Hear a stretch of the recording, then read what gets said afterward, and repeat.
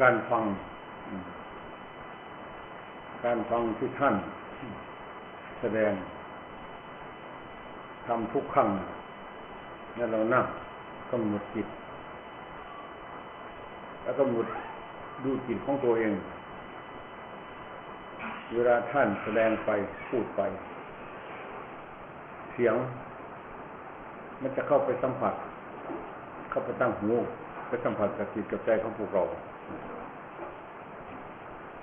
บางทีถ้าจิตมันรับธรรมที่ท่านแสดงมันจะทำให้จิตใจของพวกเราสงบลงไปได้ความสงบของจิตของใจนั่นจิตใจสงบลงเป็นสมาธินี่คือตัวบุญแท้การปฏิบัติการให้ทานก็ดีการรักษาศีลก็ดีการเจริญเมตตาก็ดีภาวนาก็ดีก็เพื่อความหมายเพื่อจะให้จิตใจของพวกเรานะสงบอย่างลงสู่ความสงบนิ่งเมื่อจิตใจนิ่งสงบเข้าไปนี่คือตัวบุญนี่คือความสุขที่พวกเราปรารถนาที่ว่าพระนิพพานตรงนี้คือนิพพิทาความเบื่ออะไรเบื่อในทุกข์ที่นี่ทุกข์มันเกิดจากที่ไหนทุกข์มันก็เกิดจากรูปจากเสียงจากกลิ่นจากรสจากเครื่องสัมผัสนี่เกิดขึ้นจากสรุปแล้วเกิดขึ้นจากกายกับจิตที่นี่ก้อนสกุลกายของเราเนี่ยเวลามันแปรปรวนเปลี่ยนแปลงมันทำให้เกิดทุกข์ทำให้ร้อนทำให้เย็นทำให้ปวดโน่นปวดนี่มันมีอาการของมันถ้าเราไม่ได้นั่งสมาธิไม่ได้กำหนดดูทุกบางอย่างที่มันเกิดขึ้นมันไม่ปรากฏอยู่กับจิตกับใจของเราเพราะจิตใจไม่ได้กำหนดรู้มันก็วิ่งไปตามอารมณ์ที่จิตใจมันแสสายไปตามกระแสของโลกของสงสาร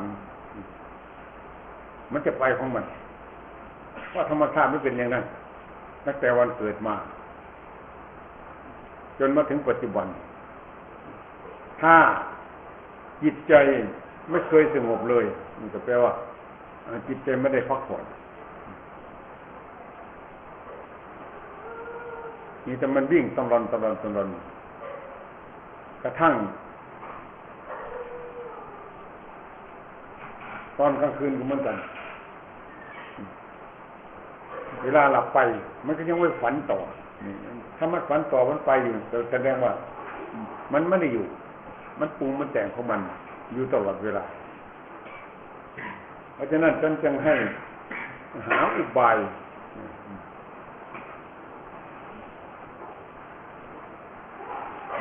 ให้จิตมันสงบก็คือให้มีอารมณ์มันเดียวท่านจะให้มาบริกรรมพุทโธหรือกำหนดลมหายใจหรือจะกำหนดดูอวัยวะร่างกายส่วนใดส่วนหนึ่งก็ได้จิตด้วยจิตหนึ่งก็ได้เพื่อให้จิตมันอยู่เพื่อให้จิตมันนิ่งธรรมดาจิตมันก็เหมือนกับเด็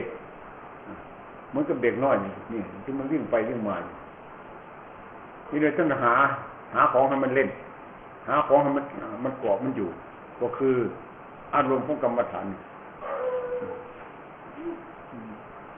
ที่อุปชาที่ท่านสอนให้พระก็ดีเนนก็ดีที่บวชท่านสอนตั้งแต่สอนกรรมฐานนี่กรรมฐานห้าเกสาโลมานาขาทันตาตะโจนตะโจดันตานาขาโลมาเกสาเนี่ยท่านให้พิจารณาให้ดูอนุโลมปฏิโลมนี่เรียกว่าเพื่อจะให้จิตมันอยู่กับอารมณ์กรรมฐานนี้ฐานแปลว่าที่ตั้งกรรมแปลว่าการกระทำเรียกว่ากรรมฐานฐานที่ตั้งที่อยู่ทำไมท่านจึงให้ดูอาการกรรมฐานห้าเพื่ออะไรเพื่อจะให้จิตมันรู้ความจริงหรือของจริงที่นี่จิตใจน่ะที่มันมองเห็นด้วยตาธรรมดาเห็นว่าผมนี่มันยังไม่เห็นจริงแท้เพราะผมนี่เห็นว่าผู้เรียกสมมุติเรียกคือว่าผมขนเล็บฟันหนังนี่มันสมมุติขึ้นมาเรียกรู้ด้วยสมมุติรู้ด้วยสมมุติรู้ด้วยบัญญัติมันยังไม่รู้จริงถ้ามันรู้จริงที่นี่ผมที่แท้จริงคือจิตใจเพราะจิตใจเข้าไปสมมุติเพราะจิตใจเข้าหลงเข้าไปยึดเพราะฉะนั้นเนี่ยว่าเส้นผมมันบังภูเขาคำที่ว่าบังภูเขานี่เส้นเล็กๆนั้นมันใหญ่จนบังจิตบังใจรู้ไม่ได้เห็นไม่ได้เรียกว่าเรียกก็เลยผมเส้นเดียวก็เลยกลายเป็นผมใหญ่จริงๆแล้วมันก็ใหญ่เพราะมันบังจิตบังใจไม่ให้รู้ไม่ให้เห็นของจริง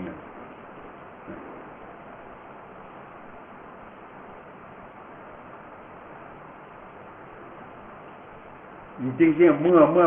มันเข้าไปถึงความจริงแล้วที่นี่เมื่อเข้าไปถึงจิตมันรู้จริงๆที่นี่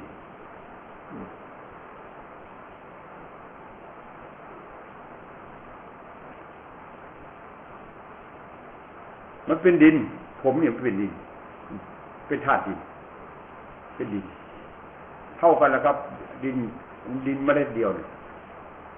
ใหญ่กับดินเหมือนกันเล็กกับดินเหมือนกันต้นไม้ภูเขาทวันกับดินเหมือนกันที่อยู่อาศัยบ้านเรียนซานบ้านช่องกับดินเหมือนกันเนี่ย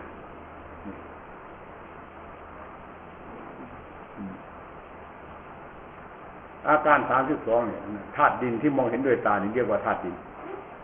เรียกว่าดินที่จิตใจของเราพวกเราเนี่ยมาเกาะมายึดมาถือว่าเป็นตัวเป็นตนเป็นสัตว์เป็นบุคคลเกิดมาอยู่ในโลกแล้วก็มาเลี้ยงดูปูเสือมัน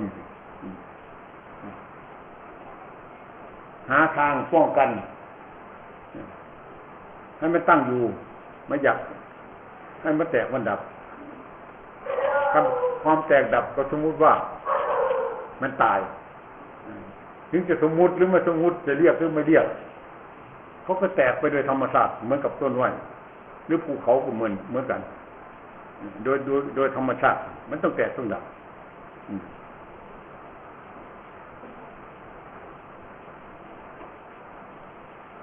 มันเป็นธาตุดินผมก็เป็นดินขนก็เป็นดินเล็บก็เป็นดินฟันก็เป็นดินหนังก็เป็นดินผมคนอันเนี้ยเกสาโลมานาขาทันตาตาโจนี่เกสาคือผมโลมาคือขนนาขาคือเล็บทันตาคือฟันตาโจคือหนัง5อย่างมันก็เป็นดินแล้วก็เป็นธาตุมันเป็นธาตุดินที่นี่ที่มันตั้งอยู่ได้อยู่ในปัจจุบันอาศัยปัจจัยเครื่อง เยียวยารักษาปัจจัยกับปัจจัยสี่รวมแล้วมันคือปัจจัยสี่ก็ย่นรวมลงมาอยู่ในธนบัตรนี่นะรวมทั้งสี่ธนบัตรใบเดียวนั่นมีทั้งผ้าอยู่ในนั้นธนบัตรอันนี้แปลไปเป็นผ้าก็ได้แปลเป็นอาหารการบริโภคก็ได้ไปเป็นที่อยู่อาศัยก็ได้ไปเป็นยาบำบัดโรคก็ได้เนี่ยเรียกว่าปัจจัยสี่อยู่ในปัจจัยสี่ตัวนี้มันมีผ้ามีอาหารการบริโภคมีที่อยู่อาศัยเรียนการบ้านช่องเสนาสนะและยาบำบัดโรคสี่อย่างที่ร่างกายอยู่ได้เยียวยารักษาอยู่นี่ข้าวเมล็ดเดียวนั่นแหละมันพร้อมทั้งสี่ธาตุรวมกันอยู่เลยเราทานกันไปทุกวันที่เอาคืนเข้าไปมันก็เลยไปยาดินธาตุดินไปยาดินธาตุน้ำไปยาน้ำธาตุลมไปยาลมธาตุไฟไปยาไฟใช่ไหมสันตติคือความสืบต่อ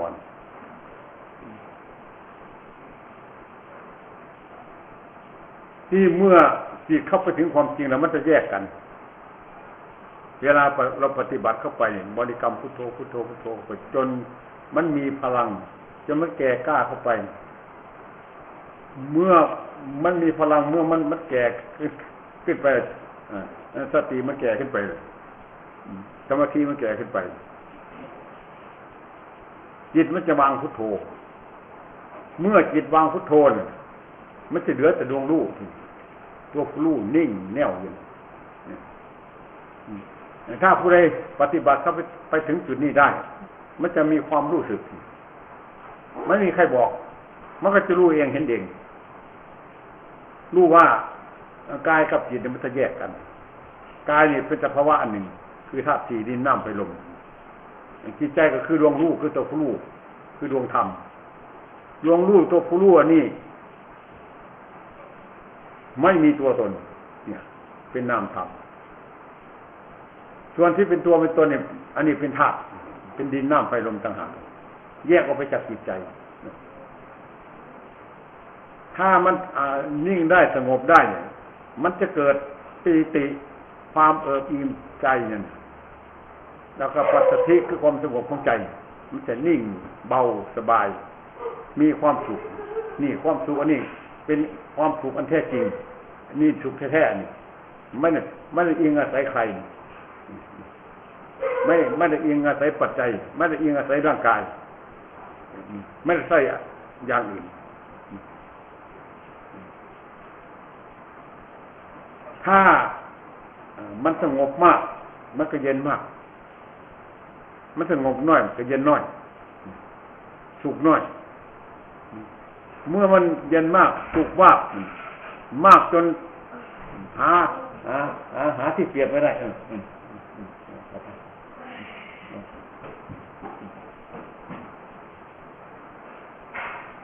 นี่ยที่พวกเราปรารถนาพระนิพพานมัน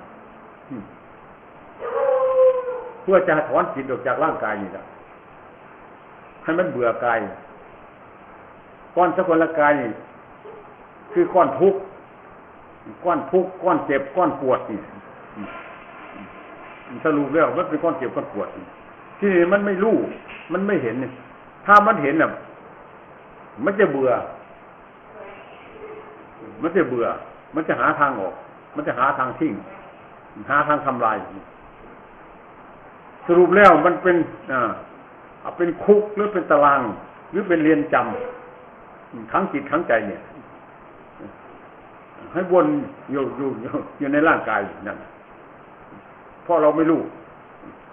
ความไม่รู้จริงเนี่ยความไม่รู้จริงความไม่เห็นจริงนี่ท่านให้ชื่อว่าตัวอวิชชาจะทำว่าอะไรเป็นอวิชชาก็จิตอันเดิมนี่แหละจิตใจเด็กเป็นอวิชชาเพราะมันไม่รู้มันไปยึดของภายนอกว่าเป็นตัวเป็นตนของตนเอาตนของตนจริงๆมันไม่รู้มันไม่เห็นที่ไม่รู้ไม่เห็นที่นี่ก็เพราะ เราไม่ได้ปฏิบัติเราไม่ได้ปฏิบัติแล้วเราไม่ได้ไปตามหาตนของตนที่นี่ก่อนจะปฏิบัติก่อนจะเนี่ยจะปฏิบัติก่อนจะตามหาตนของตนท่านให้มีศีลก่อนรักษาศีลคือศีลห้าเนี่ยของเราพวกเราคือศีลห้าถ้าไม่รักษาศีลห้าให้บริสุทธิ์มันทำไม่ได้ทำได้อยู่แต่มันไม่ได้รับผลเพราะไอ้ศีลห้านี่มันเป็นสักขวันมรรควันมันจะห้ามมรรคห้ามผลมันจะทำให้มรรคผลเกิดขึ้นไม่ได้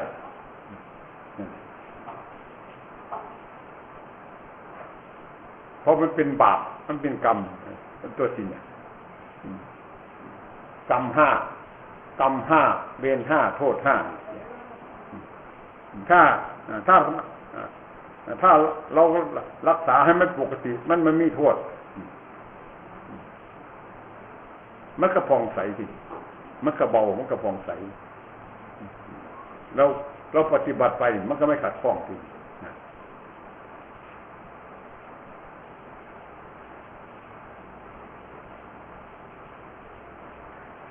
เมื่อเราปฏิบัติไปเมื่อมัน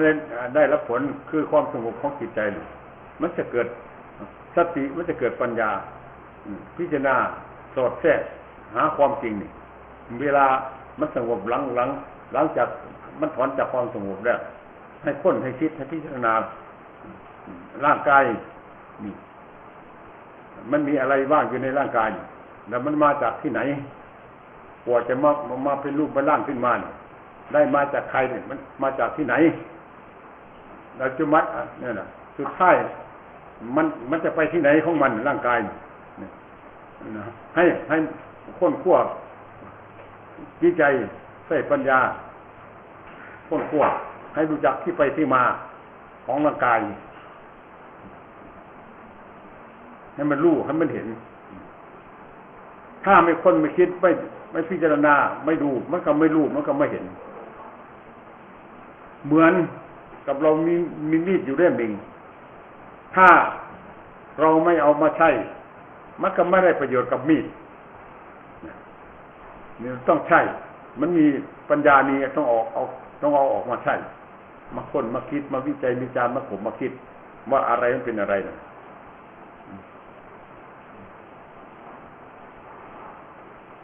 ดูของเก่านี่แหละพิจารณาของเก่าเนี่ยให้มันรู้ให้มันเห็นรู้แล้วเห็นแล้วดูซ้ำซากๆอยู่นั่นน่ะมันความรู้นี่ที่มันรู้อันนี้มันเห็นอันนี้มันมีทั้งหยาบมีทั้งหยาบมีทั้งอย่างกลางแล้วก็อย่างละเอียดแล้วก็อย่างสูงสุดเนี่ยมันมีขั้นตอนมันอยู่ที่นี่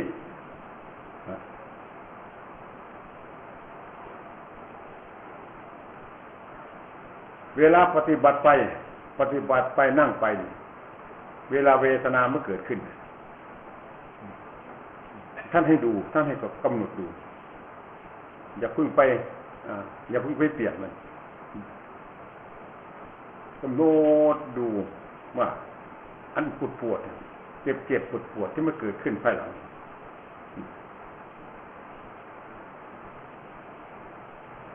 แรกก่อนที่เรานั่งแรกมันไม่มีอาการมันไม่มีอาการเจ็บปวดพอนั่งนานไปทีนี้มันจะเจ็บปวดขึ้นมาภายหลังอันนี้ก็แปลว่ามันจรมันมาทีหลังเมื่อมันมาทีหลังมันก็มาเกิดขึ้นทีหลังเมื่อมันเกิดขึ้นทีหลังมันก็ไม่ใช่เรามันจรมามันเกิดมามันไม่ใช่เราถ้าใช่เราเลยเป็นผู้เก็บผู้ปวดจริงๆเนี่ยก็ให้มันปวดอยู่ตลอดถ้าไม่เจ็บอยู่ตลอดมันถึงจะเป็นเราขึ้นมาได้อันนี้มันไม่เป็นอย่างนั้นมันเกิดมาที่หลังมันเกิดได้มันก็ดับได้เมื่อมันเกิดขึ้นมาก มันร้อนมากๆมันเจ็บมากๆมันปวดมากๆเอาจนมันขึ้นเต็มที่ของมันท่านให้เสียสละเสียสละคือความกลัวตายมันเลยเอาตายก็ตายนี่พอเสียสละปุ๊บเท่านั้นน่ะเมื่อจิตมันวางที่นี่มันจะไม่มีอะไรนะจิตมันก็จะว่างที่นี่พอมาถึงจิตตรงที่มันว่างๆนี่แหละเราจะรู้ขึ้นมาทันทีนี่จิตใจของเราเนี่ยมันว่างจิตจริงๆตอนของเกินจริงมันว่างมันไม่มีอะไรอยู่ในนี้นะที่มันมีก็เพราะเราหลงไปยึดเอาของภายนอกเข้ามาทับถมจิตใจต่างหาก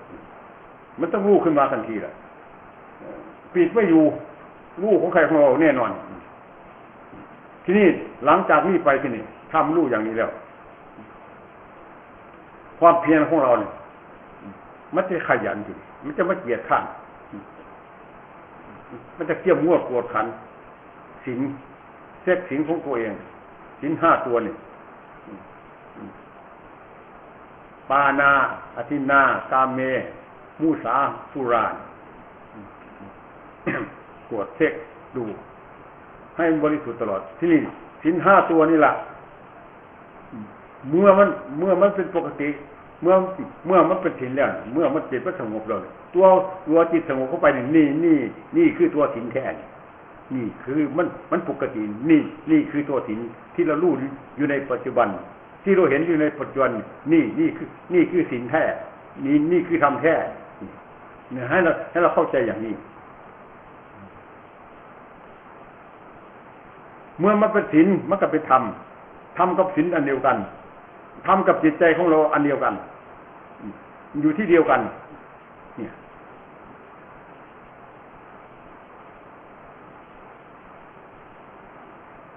เพราะฉะนั้นว่าพวกเรานี่ได้เลี้ยงดูปูเสือมันมาในร่างกายเหมือนกับเรามีรถคันหนึ่งนี่แหละต้องใส่ประโยชน์ให้เอาคุณใส่ให้มันสร้างคุณงามความดีให้มันเกิดไม่มีขึ้นมาทางจิตใจของเราให้มันเกิดไม่มีขึ้นมาให้มันมีศีลขึ้นมาให้มันมีสมาธิขึ้นมาให้มันมีปัญญาขึ้นมาเนี่ยศีลสมาธิปัญญามันก็อยู่ที่เดียวกันอันเดียวกันนั่นแหละคือจิตใจนี่ท่านแยกพูดไปตามอาการที่เห็นจะว่าศีลอันใดสมาธิอันนั้นสมาธิอันใดปัญญาอันนั้นปัญญาอันใดวิมุตติอันนั้นน่ะวิมุตติก็คือความหลุดพ้นพ้นไปจากกองทุกข์ในกองทุกข์อยู่ที่ไหนที่นี่กองทุกข์กองรูปนั่งอยู่นี่เนี่ยกองรูปนั่งอยู่นี่กองเวทนามันเก็บปวดร้อนเล่าอยู่นี่กองสัญญาความจำได้หมายรู้ก็อยู่นี่กองสังขารร่างกายที่นั่งอยู่นี่กองสังขารทั้งสังขารจิตใจ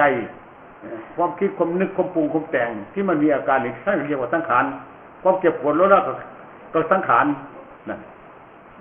ที่มันเกิดขึ้นความดีใจก็สังขารความเสียใจก็สังขารเรียกว่าสังขารทั้งหมดนี่กองวิญญาณอีกวิญญาณก็หมายความว่าความรู้ทางตาเรียกว่าจักขุวิญญาณจักขุคือตารู้ทางหูเรียกว่าโสตวิญญาณรู้ทางจมูกเรียกว่าคานาวิญญาณรู้ทางลิ้นเรียกว่าชิวหาวิญญาณรู้ทางกายเรียกว่ากายวิญญาณรู้ทางใจเรียกว่ามโนวิญญาณนั่นวิญญาณนี่ก็กองหนึ่งนี่กอง5ขันธ์5พละ5ที่จิตใจมันแบกหามอย่างมันหลงอยู่นี่ว่าเรียกว่ากองทุกข์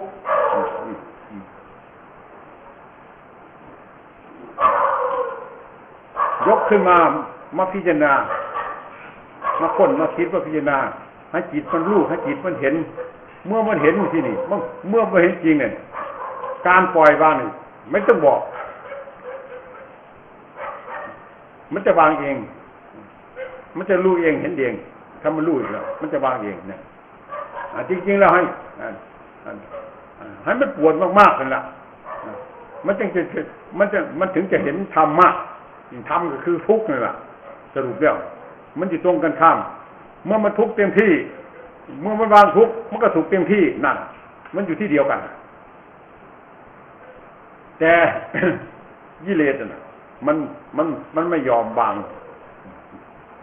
เพราะมันเป็นนิสัยมันถือมานานอุปทานความยึดมั่นถือมันถือมาแต่สมัยเป็นหมัดออกเป็นหมัดออกมาเป็นเลนออกจากเลนก็มาเป็นมดออกจากมดก็มาเป็นแมลงตัวเล็กตัวใหญ่มาเป็นสัตว์อยู่ในโลกอยู่ในสงสารจะพูดได้ว่าหมดทุกตัวสัตว์ก็ได้เนี่ยมันสะสมมานานมันฝังอยู่ภายในจิตใจน่ะมันเป็นเงาตามตัวอยู่นั่นเพราะฉะนั้นจะว่าอาศัยความภาคความเพียรเนี่ยอาศัยความให้ตั้งศรัทธาความเชื่อความเลื่อมใสให้มันมากๆแล้วก็ทำไปเนี่ยเอาการให้ทางการเสียสละนี่นะเป็นเครื่องขัดเครื่องเก่าเอาศีลเขาเครื่องขัดเครื่องเก่าเอาสมาธิเขาเครื่องไปขัดไปเก่าเอาปัญญาเขาไปขัดไปเก่า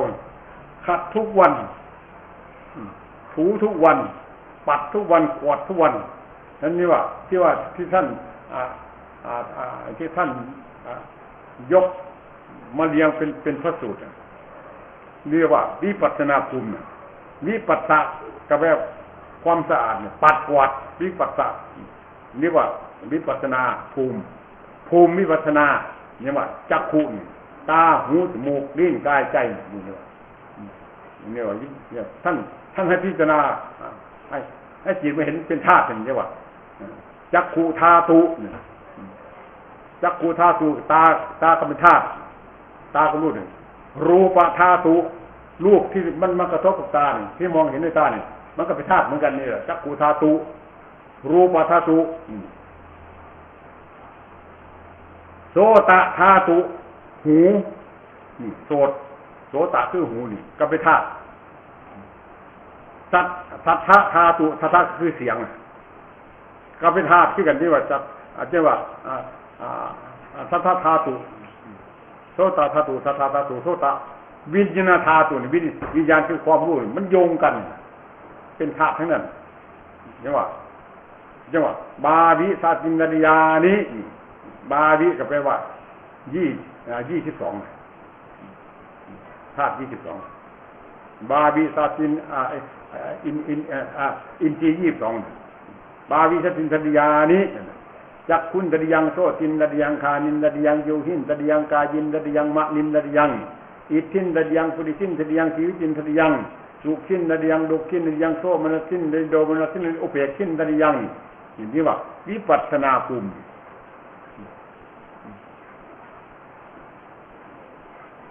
ถ้าเราไม่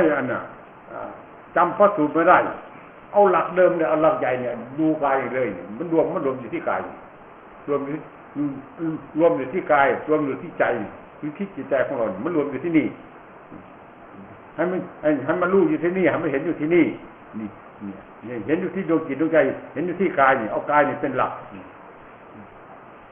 เพราะจิตมันติดกายเพราะจิตมันยึดกายเพราะฉะนั้นจึงแยกออกธาตุทั้งสี่นี่แยกออกให้มันเป็นดินเป็นน้ำเป็นไฟเป็นลมให้ไม่เห็นจริงตามความเป็นจริงว่ามันเป็นธาตุดินมันเป็นดินได้อย่างไรตามหาต้นตอมันเกิดมาจากที่ไหนได้มาจากใครได้มาจากพ่อจากแม่ท่านก็ได้มาจากดินเหมือนกับพวกเรานี่ดินมาจากอะไรมาจากข้าวน้ำโภชนะอาหารการบริโภคทุกสิ่งทุกอย่างที่เราเคี่ยวคืนลงไปเนี่ยนี่มันเกิดมาจากดิน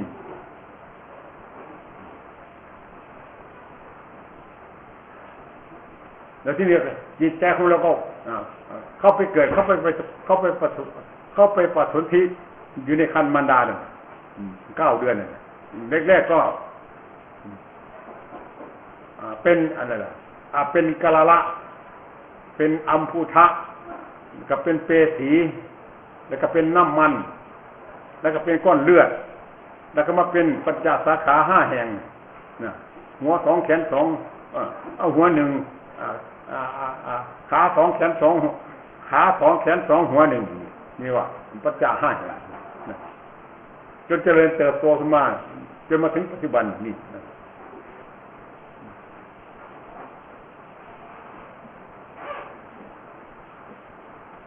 แรกๆที่เข้าไปในส่วนที่ก็มีแต่ดวงจิตอย่างเดียวนะเนี่ยแล้วก็ไปเกาะจิตแล้วก็เข้าไปเกาะไปยึดเอาตัวสังขารตัวสังขารคือธาตุทั้งสี่ดินน้ำไปรวมกันอยู่เนี่ยมายึดเข้าไปทีนี้สังขารตัวนี้มันจะปรุงไปของมันแต่งไปของมันเห็นไหมตามันก็ปรุงไปแต่งไปจมูกก็เหมือนกันอวัยวะทุกส่วนมันจะปรุงไปเองแต่งไปเองนั่นเรื่องว่าสังขารร่างกายของสัตว์เหมือนกันร่างกายของบุคคลเหมือนกันมันเป็นไปโดยธรรมชาตินี่สังขารปรุงแต่งไปนั่นจังว่าอยู่ในปัจจัยการนั่นอวิชชาปัจจยาสังขาราปัจจยาวิญญาณังอวิชชาคือความไม่รู้ทำให้เกิดสังขารเนี่ยสังขารคือสังขารร่างกายเนี่ยนั่นสังขาราปัจจยาวิญญาณังเนี่ยทำให้เกิดวิญญาณสังขารวิญญาณทำให้เกิดตาหูจมูกลิ้นกายใจนี่เป็นเรียกว่าทำให้เกิดวิญญาณวิญญาณปัจจยานามรูปังเป็นลูกขึ้นมาแล้วเป็นนามเป็นลูกขึ้นมาแล้วนามรูปปัจจยาชรายตนังชรายตนังก็แปลว่าแก่ไปโดยลำดับที่ชรายตนังชรายตนังปัจจยาพัดโทษเมื่อมันแก่เรามีสัมผัสอะไรที่นี่พัดโทษปัจจยาเมื่อไม่มีเมื่อมันมีปัจจยมันก็เป็นปัจจัยให้เกิดเวทนาเป็นปัจจัยให้เกิดสุขเกิดทุกข์นะปัจจยาเวทนามานี่เป็นปัจจัยให้เกิดตัณหาแล้วทีนี้เวทนาเป็นปัจจัยให้เกิดตัณหาคือความอยากตัณหาปัจจยาเป็นปัจจัยให้เป็นอุปทานคือความยึดนะอุปานังความยึดอุปนาปัจจยาพระโวเป็นภพแล้วพระโวมันปัจจัยว่าพระโวเป็นปัจจัยให้เป็นชาติอยู่ที่นี่ภพแล้วก็เป็นชาติเป็นชาติปัจจยาชราแก่แล้วมรณะตายเลยโทษกับปริเดความเศร้าโศกโศกอะไรโทษกับปริเดทุกขโทมนัสสุปยาสาสัมภวันติเอวเมตตาเกวรัตตะดุขขันธตะสมุทัยโยโหติเป็นตัวสมุทัยเป็นเหตุให้ทุกข์เกิดนั่นนี่ว่าปัจจัยการที่นี่ท่านมาให้มาพิจารณาให้มันรู้ให้มันเห็นเมื่อมันรู้มันเห็นที่นี่มันเลยกลายเป็นอวิชชายตเวบะอาเสสวิลากาสังขารานิโรโทเมื่อมันรู้มันก็เลยกลายเป็นนิโรธคือความดับทุกข์จิตมันบางมันสงบเข้าไปเรียกว่านิโรธคือความดับทุกข์นิโรโทสังขารานิโรธาวิญญาณานิโรโทวิญญาณนิโรธานามรูปนิโรโทนามรูปนิโรธาชลายตนะนิโรโทชลายตนะนิโรธาปัฏฐานิโรโทปัฏฐานิโรธาเวทนานิโรโทเวทนานิโรธาตัณหานิโรโทตัณหานิโรธาอุปทานนิโรโทอุปทานนิโรธาภาวะนิโรโทภาวะนิโรธาชาตินิโรโทชาตินิโรธาชรามรณังโสกปาริเรวดุขโดมนัสสุปยาสานิรุตสันติเนี่ยนิรุตสันตินิรุตก็คือความหลุดพ้นนั่นคือความหลุดพ้นนิรุตสันติเอวเมตตาเกวรัตตาดุขขันธตะนิโรโทโหตินั่นมันจบถ้ามันรู้ถ้ามันเห็นน่ะนิโรธคือความดับทุกข์นิโรธอันนี้ถ้าพูดภาษาเราก็หนีโรธนั่นแหละทำไมถึงหนีก็เพราะมันทุกข์เพราะมันเห็นทุกข์มันรู้ทุกข์เห็นทุกข์น้ำบางจากทุกข์มันก็ย้อนมาหาตนคือตัวรู้คือดวงรู้ทำตัวรู้นี่มาให้เป็นอะไรทั้งสิ้นที่นี่เมื่อมันรู้แล้ว สุขมันก็ไม่เอาทุกข์มันก็ไม่เอามืดก็ไม่มีอยู่ภายในจิตใจสว่างก็ไม่มีอะไรทั้งสิ้นอยู่ภายในจิตใจมันไม่เข้าไปยึดมันปล่อยมันวางทำไมมันจึงวางก็เพราะมันรู้ที่มันไม่ปล่อยไม่วางก็เพราะมันไม่รู้นั่นเพราะฉะนั้นมาปฏิบัติทำตัวรู้นี่ให้มันเด่นขึ้นมาคือตัวสติดวงคือตัวสติคือตัวรู้นี่ให้มันเด่นขึ้นมาให้มันสูงขึ้นเมื่อสติมันเต็มปัญญามันเต็มเนี่ยมันจะหายอยากมันจะไม่หิวจะอยากเป็นอะไรจะได้อะไรจะมีอะไรเนี่ยนะมันมีตนของตนเราไม่จิตใจเต็มจิตใจมันเต็มแล้วจิตใจมันไม่ร้องไม่แรงเนี่ยจิตใจมันเต็มเหมือนกับพระจันทร์เต็มดวงถ้าสมมุติขึ้นนะถ้ามันจะมีรูปร่างแต่มันไม่มีรูปร่างมันจะมีแต่ความรู้สึกมีแต่ความรู้น่ะความรู้ที่มันเต็มความรู้ที่มันไม่เต็มไม่จะรู้แล้วจะไปเข้าใจจะไปมองให้มันไกลตนของตนไปอย่าไปมองว่าพระนิพพานนี้ในท้องฟ้าอากาศไม่ใช่มันไม่ใช่อย่างนั้นอยู่ในดวงจิตดวงใจของพวกเรามีอยู่ทุกรายมีอยู่ทุกรูปทุกนามเนี่ยของดีของอภิเศษคือดวงใจของพวกเรานั่นน่ะ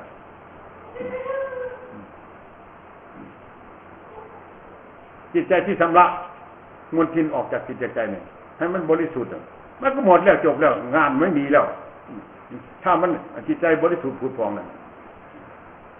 จิตใจอันเดียวกันนะครับจิตใจของพระอริยเจ้าและจิตใจของพระพุทธเจ้าแต่พระพุทธเจ้าท่านสะสมบารมีมานานแก่กล้าเพื่อจะมาสั่งสอนสัตว์โลกอันนี้สอนท่านสอนได้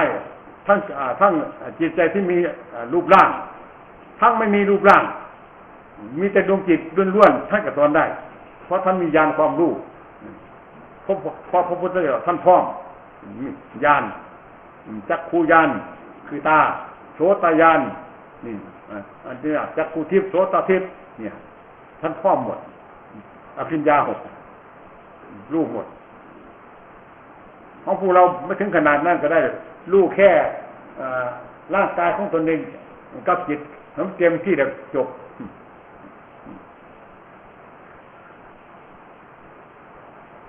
มันมากถึงพระพุทธเจ้าแล้วพระเหมือนพระอริยเจ้าก็ได้เอาแค่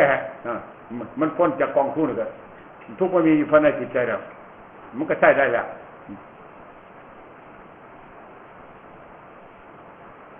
แล้วก็อย่าไปเข้าใจอย่าไปดูถูกดูหมิ่นตัวเองล่ะว่าโดยส่วนมากมันจะมาโยนแต่มาพูดแต่เรื่องวาสนานี่แหละไม่ใช่ฐานะของเราหรอกบุญน้อยวาสนาน้อยทำไปก็ไม่เกิดไม่มีเรื่องอะไรมันจะเกิดขึ้นไม่ได้ทำที่มันจะเกิดขึ้นคือทุกข์เนี่ยเจ็บปวดแล้วมันเจ็บปวดรู้เราได้อยู่นี่ทุกข์มันก็ทุกข์ได้อยู่ทุกข์มันก็ทุกข์ได้อยู่นี่ร้อนมันก็ร้อนได้อยู่นี่เย็นมันก็เย็นได้อยู่นี่เนี่ยมันมีมันเกิดอยู่ในปัจจุบันมันเกิดได้อยู่นะเมื่อว่าเกิดได้แล้วมันก็รู้ได้เนี่ยเพราะจิตใจมันไม่วิปริตแต่อย่างใดอย่างหนึ่งนะมันสมบูรณ์แบบอยู่แล้วเห็นว่าวาสนาเนี่ยคือการกระทำมันมีน้อยทำให้มันมากได้แล้วก็อย่าไปสงสัยทำไปใครทำใครได้ของใครของเราสำรับสถานของใครของเราเมื่อทำได้ปฏิบัติได้แล้วที่นี่ก็เป็นสมบัติของเราแล้วก็เป็นที่พึ่งของเราพึ่งตนของตนนั่นแหละ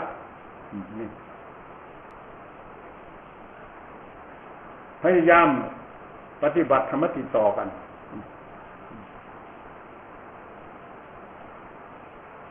บางคนว่ามันปฏิบัติไม่ได้นั่งมันก็ไม่สงบพูดเราจะให้มันสงบก่อนจึงจะทำจึงจะปฏิบัติไม่ได้ยังไงสงบหรือไม่สงบมันฟุ้งซ่านมันไม่สงบแล้วก็กำหนดดูมันไม่สงบมันเป็นเพราะอะไรความไม่สงบอันนี้ก็ความวุ่นวายความฟุ้งซ่านอันนี้ก็เป็นธรรมเหมือนกันเมื่อมันฟุ้งซ่านคือมันอะไรมันเกิดขึ้นมันก็ทุกข์ละมันวุ่นวายมันทุกข์นั่นเราก็ ำหนดรู้ว่ามันทุกข์นั่นน่ะมันก็อยู่ด้วยกันนั่นแหละทีนี้มันเกิดขึ้นนี่สิ่งใดที่มันเกิดขึ้นมันเกิดได้มันดับได้นั่นมันเกิดเท่าไรมันดับเท่านั้นนะแล้วก็ทำไปเรื่อยของมันเนี่ยมันก็จะรู้เองเห็นเองของใครของเราต้องใคร่ต้องค้นต้องคิดต้องพิจารณาต้องปฏิบัติไปเมื่อมันสงบก็ปล่อยให้สงบนั่นก่อนเมื่อมันไม่สงบมันเป็นอะไรก็ดูมันแต่ว่าเราทำให้มันมากตัวอย่างคนที่มันคิดมากว่าคิดมากปรุงมากแต่งมากเมื่อมันทำมันไม่หยุดถ้าเรานั่งเราก็นั่งไม่หยุดเหมือนกันหรือเดินธรรมดาเราก็เดินไม่หยุดมันจะไปถึงไหนของมันมันต้องหยุดได้เมื่อมันเหนื่อยอ่ะสินี่เพราะว่าพอปฏิบัติไปไม่ได้เรื่องหยุดแล้วที่งานน่ะนี่มันก็ไม่ได้เรื่องอะไรขออย่างเดียวจับหลักไว้ให้ดีรักษาศีลให้บริสุทธิ์ทำไปเลยผลที่ได้รับอันนี้มันจะเป็นเองของมันเราแต่งเอาไม่ได้แต่งเอาได้แต่ข้อวัดปฏิบัติแต่งเอาได้แต่การกระทำนั่งทำอะไรนานๆหรือท่านนั่งนานไม่ได้ยืนนานๆถ้ายืนนานไม่ได้เดินนานๆเนี่ย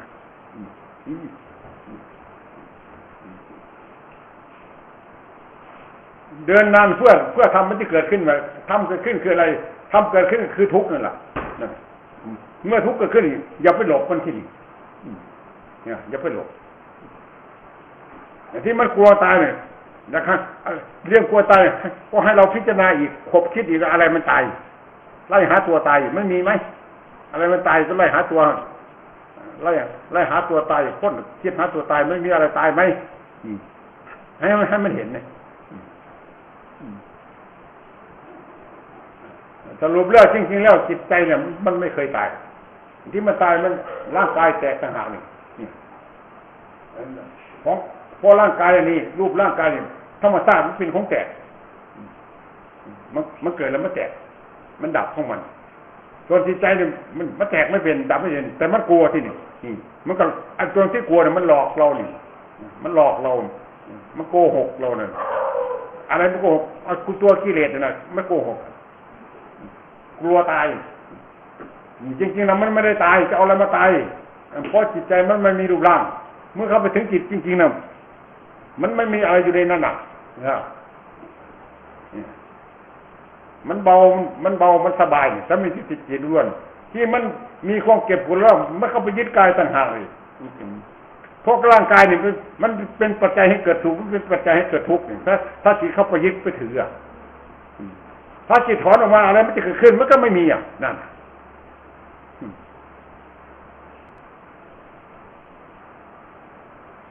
นี่คือมันพ้นทุกข์อยู่ตรงไหนมันพ้นอยู่ตรงที่มันมีทุกข์เนี่ย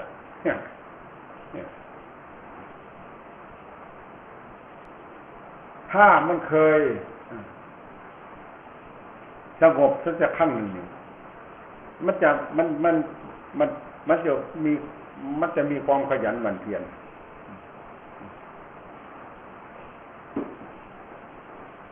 มันจะไม่ขี้เกียจขี้คร้านความหนักเหนื่อยเมื่อยล้ามันก็จะไม่มีถึงมีเมื่อกับลูกเพราะว่าลูกหนทางเนี่ยตัวอย่างหลวงปู่แคบท่านนั่ง5 วัน 5 คืนเนี่ย4 วัน 4 คืน5 วัน 5 คืนเนี่ยบางคืนมันก็เจ็บปวดตลอดคืนถ้าก็สู้จนมันผ่านไปบางคืนมันก็สบายตลอดคืนความเจ็บปวดเราก็ไม่มีเบาตลอดคืนวันที่มันจะเล่นงานมันกลับมาต่อสู้มันก็ปวดตลอดคืนเจ็บตะบวกคนนั่นสุดท้ายเมื่อไปถึงขั้นสุดท้ายมันก็หมดมันก็ไม่มีอะไรจริงตัวข้างอยู่ภายในจิตใจของท่านถึงมันมีมันก็ไม่มีเมื่อมันปรากฏขึ้นมาทุกปรากฏขึ้นมาจิตไม่เข้าไปยึดมันก็เหมือนมันไม่มีที่นี่นั่น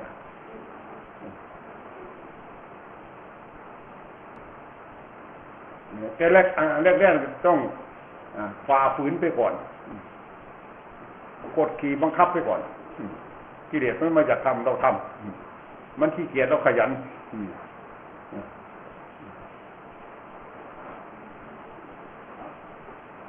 โอ้สองลายเก่งเนาะยังนั่งยังไม่รู้เลย